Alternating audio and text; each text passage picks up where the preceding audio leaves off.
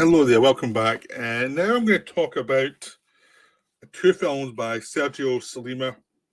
I've already covered Big Gun Down and Face to Face, and now I'm going to cover Run Man Run, which is back here. I'll eventually hang this one, and Revolver. Now, Revolver I don't have on disc yet, but I have bought it, so it will be on its way soon.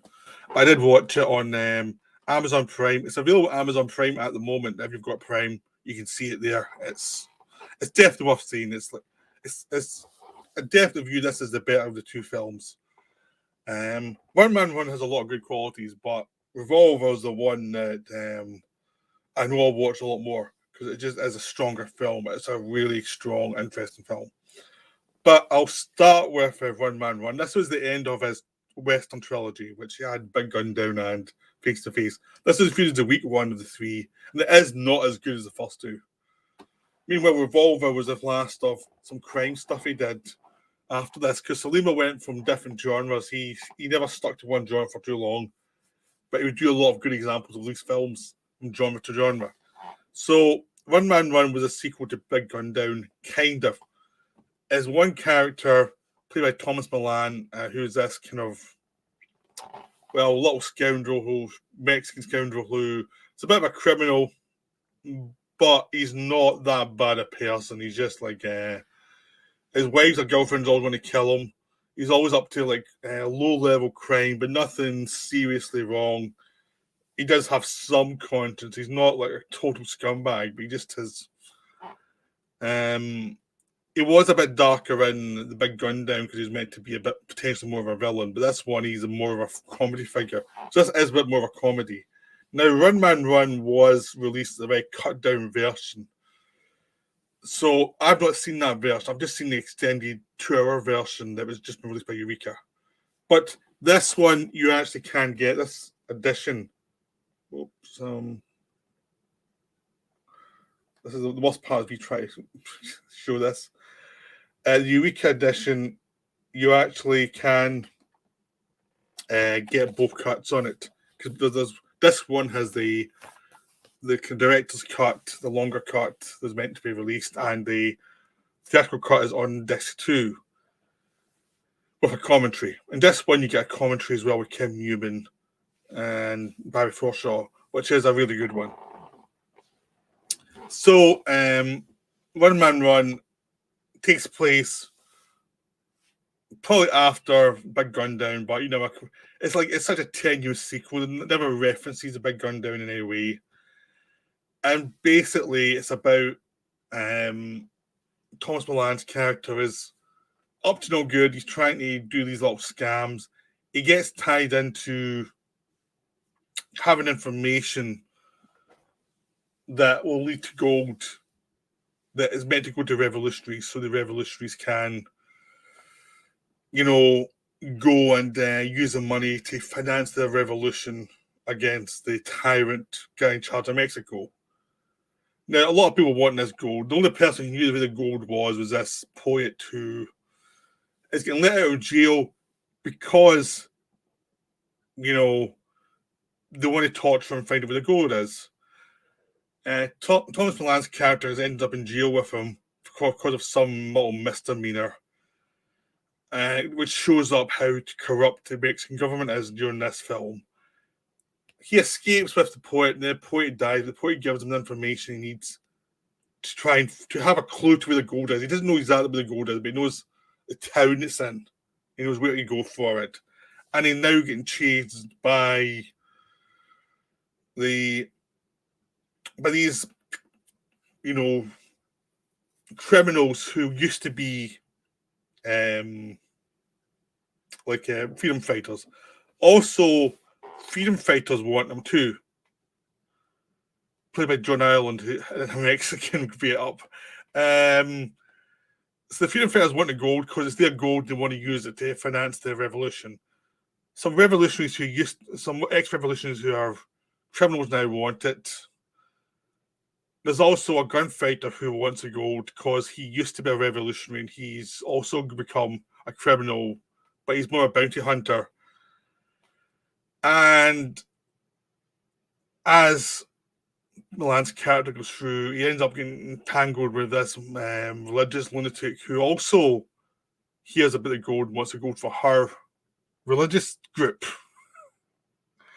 So there's a whole bunch of people, and Milan's going from one to the other. And the government's also setting these hitmen as well to try and find the gold. And they have to try and find out where it is and bring it back to the government. So everyone's getting paid by different people.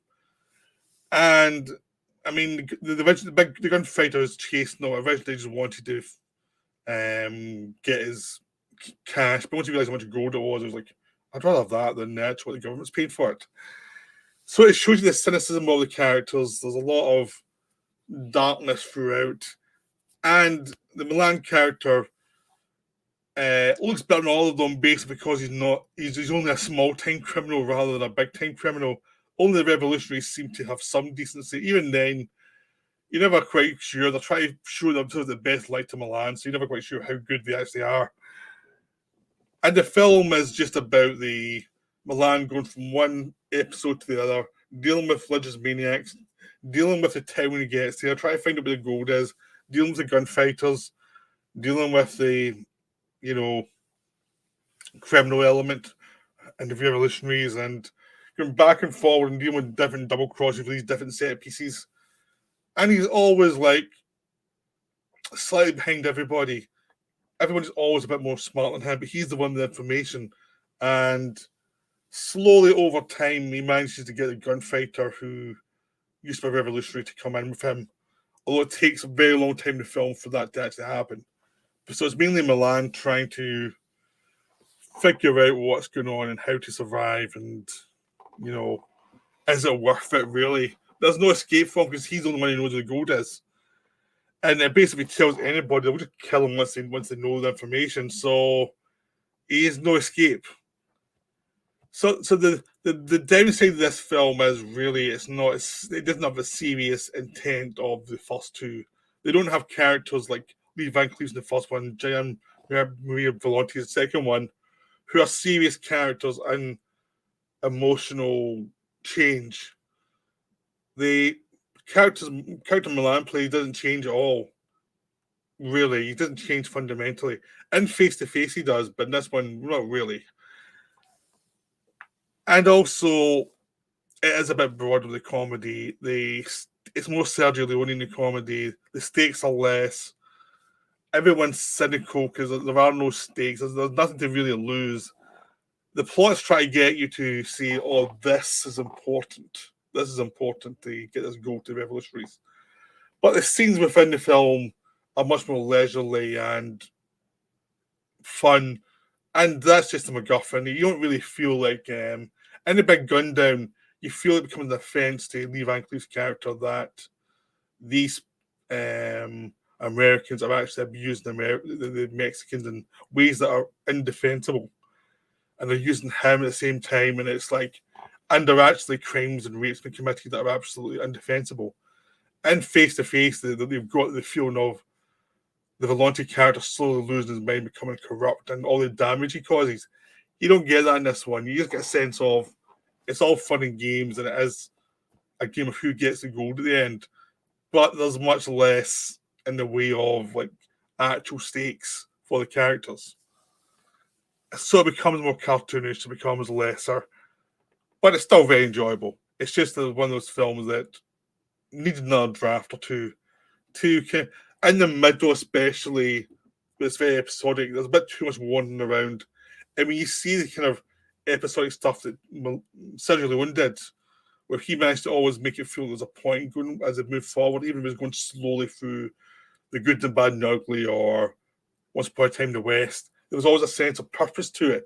This one, you don't really have that. It's just like, you know where they're going to get there eventually, and there's going to be these episodes, but they don't really feel as confident, really. Even with some good scenes, like there's a windmill where Milan is tied to it for an interrogation scene. There's lots of cool stuff. The religious lunatics, Americans who are a bit too proud and are pretty much corrupt. There's all sorts of really cool stuff going on. It just hasn't been hammered into a script that's propulsive. Because it starts out well, there's a bit of a shaggy dog story, but it starts out well. Like you sense of it's going somewhere, and then when you get to the meat of it, it does feel like it drags on for a bit before you get to the town, and the kind of stakes raise a little bit more again. But even then, there's still room for hijinks. So it becomes a kind of film that's good, but not as good as some of the others. But I'd still happily rewatch it. It's just not quite the same level as, Face to Face or Big Gun Down. Now, the Revolver, on the other hand, is ace. It's just so good. It is so driven. And again, it's episodic in some ways. It does go from story to story on characters who initially aren't tied together, but slowly they come together over time to create something that's just, very intriguing. But there's always a drive because he cast Oliver Reed in the lead. Oliver Reed plays this guy who's a prison warden. He used to be a homicide cop, now a prison warden in charge of the prison, and his wife gets kidnapped. So he basically became a warden to do less dangerous work and to spend more time with his wife. And of course, as soon as he becomes that, he gets targeted. His wife gets kidnapped, and they say, "Get this guy out of jail. We don't care what you have to do. Get him out of jail." And it's this guy played by Fabio Testi, who's just a small-time crook. And he doesn't know why they want him in jail either. Like, after the jailbreak, which is nicely low-key. I mean, a lot of times the jailbreak becomes, like, really like over the top. But this one is just a case of knowing where all the flaws are in the building and pointing and telling the guy, this is where you go, here, and that's you out. Because we've got all these problems in the building. It's a nice touch, a nice little metaphor for the film itself, where it's all about the flaws, the people and the flaws and plans that have to be amended after the fact. And one of the cool things about this is it's a complicated film and incident, but actually when you find out what the cause of it all is, it's actually really simple, but it's really effective because it's a criminal enterprise done by very spiteful people who are having a laugh at everyone else running around and torture themselves to basically try and stay alive. And it's like it's a cat having a lot of mice. They can't escape a room. Just watch them scurry around trying to survive. So Oliver Reed is going to do what he's going to do to try and get his wife back, and he's determined to find out who set him up as well, because he knows this has made his career over. His life's over, basically. He's going to get his wife back and get revenge. And complications happen. He brings in someone to help him, and that goes wrong. And as he deals with Test, he realizes the guy's not actually that bad. And it's like, what does he actually want? Why did someone want this loser? Because the guy's a criminal loser. He's not really a top-level criminal at all. And slowly, once they go from Italy to France, and you get more of what's going on, it all starts to make sense. I'm not going to say much more because it's not a film that's well known, but it's really well done. Just the way it is, and even telling you like what I've said is the plot's malicious. I'm not telling you anything that you don't suspect early on. At least I did. It's like, okay, something's going on higher than what he initially sees. There's a lot going on here, and it's because Sollima does a political thing of how the people with money can manipulate people without money, and that's what the film is really about. Is how people who either are criminals, low-level criminals, or see themselves as lawmen can be manipulated by the people with actual power, and how their lives actually mean nothing, how they can be forced to do stuff that's against their actual ideals of themselves, or against what they feel is important, to allow themselves to look in the mirror, and to the people who are behind all of this. That's just funny to watch them squirm and watch them basically make themselves feel awful about what they've done, and basically to demean them and demean themselves in their own eyes and in the eyes of others. And it becomes this sort of twisted game where there's layers upon layers of difficulties. And basically this is basically Oliver Reed's Point Blank. He savages through everything like Lee Marvin in Point Blank. You know, it's not like it could be a dream, could not be a dream. Everything's happening, but it's that same intensity of an actor who is a lot below the surface. The funny thing in this film is Oliver Reed dubbed in this film because it's an Italian film. But it doesn't matter, even though the voice is wrong. He's just such intensity in his eyes and in his manner. It feels almost like a silent film performance. It's one of his best performances. He's not even using his own voice because it's so silent, so like he's just ready to go at anybody. But he's still rational within scenes and focused, and he knows what he's doing. But there's always this thing lurking in the background behind him in this film. Like he's ready to go for anybody to take them down. And it's a real proper hard man performance, you know. Because reading in the 60s and 70s, there's mix of power and sensitivity that really comes across here. There is a kind of soft side to him below the bluster, below the macho side that's there, and it's wonderfully mixed in this film. Because before his wife was kidnapped, you have one scene with them together that seems so good that you understand exactly why he's doing all this stuff. Like, he's going to go down the earth for this woman, and he's going to kill everybody if he needs to. But he'd rather not. He'd rather just beat them up because he's a policeman. But if push comes to the shove, you know, he will go extreme. And it's the film's kind of about that. Like, how extreme are you going to go for somebody? And it's about people manipulating that and finding out what makes people tick. And it's also the idea of the throwaway, of people viewing lives as throwaway because they've got the power and the money, so they can just say, you're not really worth it. I don't care how much your life means to yourself. It doesn't matter. We don't care. And there's a kind of coldness to that kind of attitude that's creepy. And that versus Oliver Reed's intensity just makes this a wonderful boom, boom, boom. Constantly. You always have a sense that something's coming.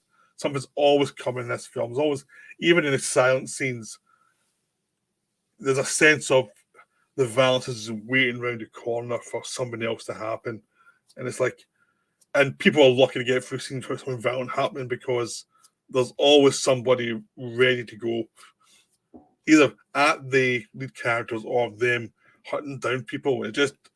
But it's not really an action film. It's just one of those films where there's some action in it, but it's just the intensity of the performances, the intensity of the situation.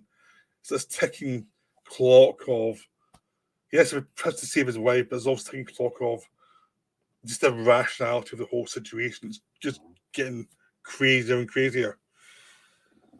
So this is one of the ultimate rogue cop movies from the 70s. This is just great. It's just wonderful. You really have to see it. You buy it in your week and you can see it in Prime. And I highly recommend it. It's just so good. I don't want to say more about it because I think I'll get into spoilers, and I'm sure I've probably spoiled enough already, but this is just wonderful. It's a wonderful film. So I hope you enjoyed this video. I hope this inspires you to watch both these films, but especially Revolver. Revolver's just so worth it. Okay, well, that's me for now. I'll be back later. Bye.